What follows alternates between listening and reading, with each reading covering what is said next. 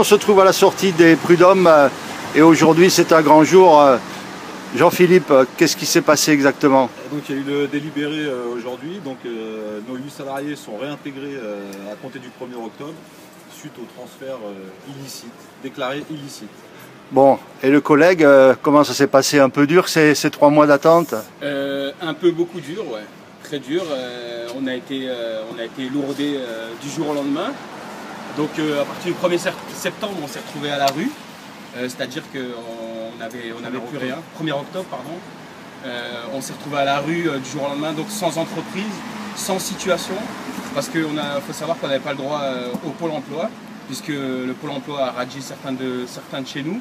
Parce qu'en fait, on était administrativement encore employés, mais sans emploi, parce qu'on n'était ni chez Keolis, ni chez Veolia, et chez Transdev. Donc Transdev a refusé de nous réintégrer à la base. Donc voilà, 3 mois sans salaire, sans revenus, sans aide, sans rien du tout. D'accord, et alors comment ça s'est passé? Qui c'est qui vous a soutenu?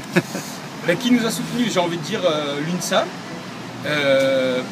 déjà humainement, j'ai envie de dire, par les collègues de chez nous, qui nous ont soutenus humainement, qui nous ont accompagnés. Voilà, après, oui, on a été soutenus par l'UNSA.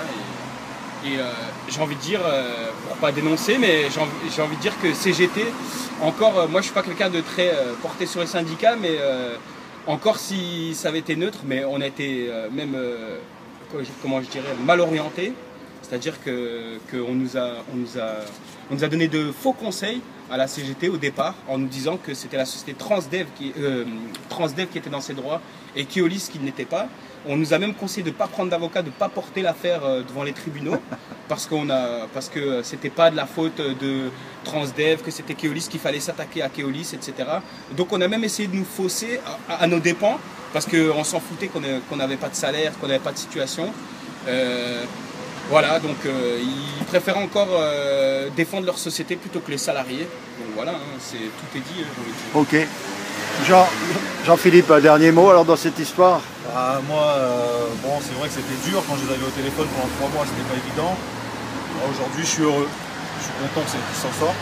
À la fin du mois, ils auront un salaire déjà et qu'ils puissent repartir dans une vie correcte parce qu'ils sont dans un état précaire.